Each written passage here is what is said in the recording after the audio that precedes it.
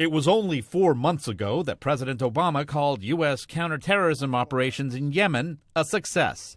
This strategy of taking out terrorists who threaten us while supporting partners on the front lines is one that we have successfully pursued in Yemen and Somalia for years. The U.S. had achieved some success in battling al-Qaeda and the Arabian Peninsula militants through drone strikes that were authorized by Yemen's President Rabbuh Mansour Hadi. With Mr. Hadi confined to his home and no longer in power, and Yemen's capital overrun by Shia Houthis unfriendly to the United States, the future of that counterterrorism strategy is uncertain.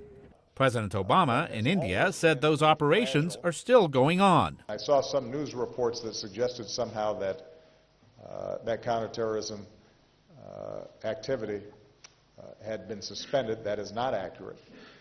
We continue to go after high-value targets inside of Yemen, and we will continue to maintain the pressure that's required to keep the American people safe.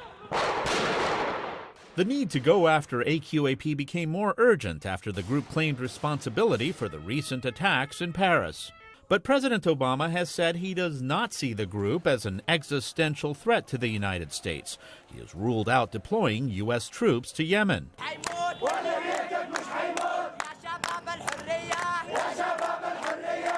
The instability in Yemen is a headache for the administration, which is now having to revise a strategy that Mr. Obama says cannot be neat and simple. We'll continue to try to refine and fine-tune this model, but it is the model that we're going to have to work with because the alternative would be massive U.S. deployments in perpetuity, which would create its own blowback and cause probably more problems than it would potentially solve. While the Houthis are hostile to the United States, they do have something in common with Washington.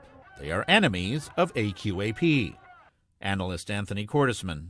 The problem everyone faces is whatever happens to the Houthi, and they do have some ties to Iran, but it's certainly not sort of as a client.